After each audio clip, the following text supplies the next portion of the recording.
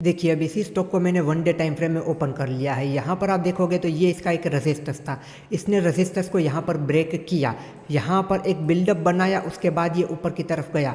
तो यहाँ पर हम अपनी पोजीशन को ऐड कर सकते हैं लास्ट स्विंग के एसएल के साथ। यहाँ पर भी मैं आपको वही कहूँगा, अगर ये एसएल देने के लिए तैयार हो अपने हिसाब से क्वांटिटी फिल कर सकते हो या फिर हाफ क्वांटिटी को ही फिल करना चाहिए। तो इस ब्रेकआउट को हम यहाँ पे ट्रेड कर सकते थे क्योंकि स्टॉक ने रेजिस्टेंस के पास टाइम बिताया है। अगर सीधा जाता तो हम कभी ट्रेड नहीं करते।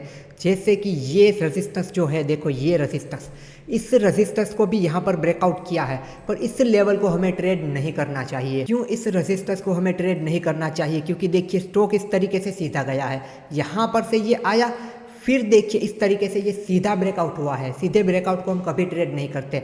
इन लोगों की प्रॉफिट बुकिंग आनी बाकी है जो कि यहाँ पर देखो आ रही है। तो ऐसे ब्रेकआउट को हम कब ट्रेड करेंगे? देखो ऐसे ब्रेकआउट को हम कब ट्रेड करेंगे? जब इस तरीके से रिटेस्ट हो और रिटेस्ट का ब्रेकआउट हो। तो इस स्टॉक को हमें इस लेवल पर देखना चाहिए लास्ट स्विंग के एसएल के साथ, तब तक हमें नहीं देखना चाहिए क्योंकि ये यहाँ से एक सीधा ब्रेकआउट है। 4-5 कैंडल इस तरीके से बनी, इसने रेजिस्टेंस को तोड़ दिया। ऐसे ब्रेकआउट पर कभी भरोसा मत करो, इस बात को भी ध्यान रखना। चलिए ऐसा ही दूसरा मैं आपको एक स्टॉक दिखाता हूं ताकि आपको अच्छे से समझ में आएगा। देखिए यहाँ पर देखिए ये रेजिस्टेंस था, इस रेजिस्टेंस का ब्रेकआउट देखो सीधा सीधा हुआ, 4-5 कैंडल आई, इस तरीके से ब्रेकआउट कर दिया और फिर देखो किस तरीके से ब्रेकआउट फेल हुआ। तो जब भी ऐसे सीधे ब्रेकआउट होते हैं आपको उन्हें ट्रेड नहीं करना, तब आपको वेट करना है एक रिटेस्ट का। तब यहाँ पर भी ऐड मत करो, तब रिटेस्ट के ब्रेकआउट पर ही जाओ।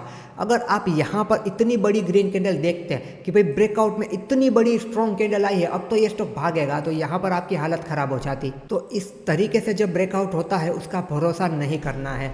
मैं ये चीज़ें आपको जानबूझ के दिखा रहा हूँ ताकि आप जब भी ट्रेड करने जाओ तो ये सारी चीज़ें आपके ध्यान में आए। अभी अगर मैं आपको सिर्फ अच्छी अच्छी चीज़ें दिखाऊंगा तो आपके ध्यान में अच्छी अच्छी चीज़ें ही आएगी और जब ये चीज़ें बन रही होगी आप वहाँ पर अपना सारा पैसा लगा दोगे। पर मैं अगर आपको ये चीज़ें दिखाऊंगा तो तब आपको दिमाग में बात आएगी कि यार मुझे रिस्क मैनेज करके चलना है, तो आप सोच समझ के बेटर डिसीजन ले पाओगे।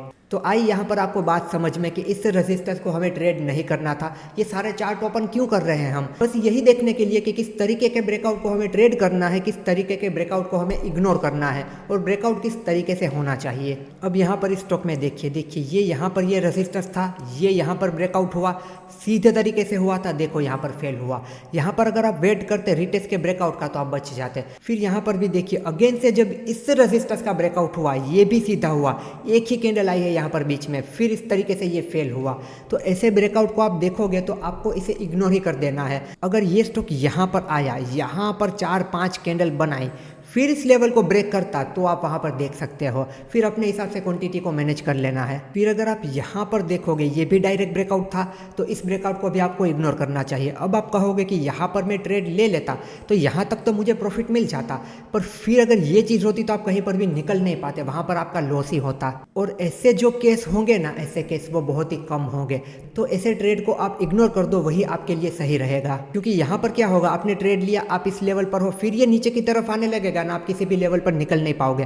क्योंकि इस लेवल पर अगर आपको 2-3 हज़ार का प्रॉफिट दिख रहा है, फिर ये नीचे की तरफ आएगा, आपका प्रॉफिट 1000-1200 का हो जाएगा। फिर इस लेवल पर 1000-1500 का प्रॉफिट बुक करके आप निकल नहीं पाओगे। आप क्या सोचोगे, अभी 3-4 हज़ार दिख रहे थे, वापस से इस लेवल पर जाएगा ना तब मैं बुक कर लूंगा, वापस से इस लेवल के आसपास आएगा, आपको लालच आएगा और यहाँ से ले लो, फिर ये नीचे आएगा, फिर से आप दुआ प्रार्थना करने लगोगे कि एक बार वहां पर जाए, फिर यहाँ पर आप लॉस में आ चुके होंगे, फिर आप ये प्रे करोगे एक बार मेरी बाइंग प्राइस आ जाए फिर मैं निकल जाऊंगा, फिर ये इस तरीके से लॉस में आ जाएगा और वहां पर आप लॉस करा के निकलोगे।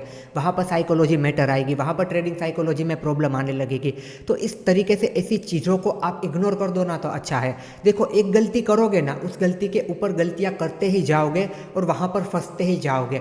उससे अच्छा है प्रॉपर रूल डिसिप्लिन पे चलो, वही आपके लिए बेहतर रहेगा। तो जितना हो सके उतना ऐसे ब्रेकआउट को फेल ही कर दो। मैंने आपसे कहा था जो भी स्टॉक इस तरीके से जाता है वो इस तरीके से नीचे भी आ सकता है। फिर अगर आप यहाँ पर देखोगे तो इस रेजिस्टेंस का भी देखो ये डायरेक्ट ब्रेकआउट हुआ इस तरीके से, तो यहाँ पर भी हमें रिटेस्ट के ब्रेकआउट को वेट करना था जो कि नहीं हुआ। फिर आप देखिए यहाँ से स्टॉक नीचे की तरफ ही गया है। यहाँ पर अगर देखो ये चीज़ अगर यहाँ पर हो जाती फिर ये ब्रेक करता तो चलो ठीक था, पर इसने कैंडल के ऊपर कैंडल बनाई, ये ऊपर की तरफ चला गया। और अगर इस ब्रेकआउट पर आप ट्रेड ले भी लेते हो तो एसएल कौन सा दोगे? क्या ये एसएल दोगे लास्ट स्विंग लो का जो कि इतना बड़ा आता है? क्या करोगे? कैंडल के लो का एसएल दोगे तो मार्केट आपको पहले निकालेगा फिर रैली करेगा।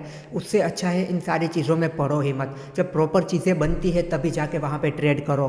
तो यहाँ पर तो रिटेस्ट के ब्रेकआउट का वेट ही करना चाहिए ताकि आप ऐसे ट्रेड से बच पाओ। ऐसे जो ट्रेड है वो आप मुझे 10 दिखा दोगे, पर जो ऐसे ट्रेड है ना वो मैं आपको 1000 दिखा सकता हूँ।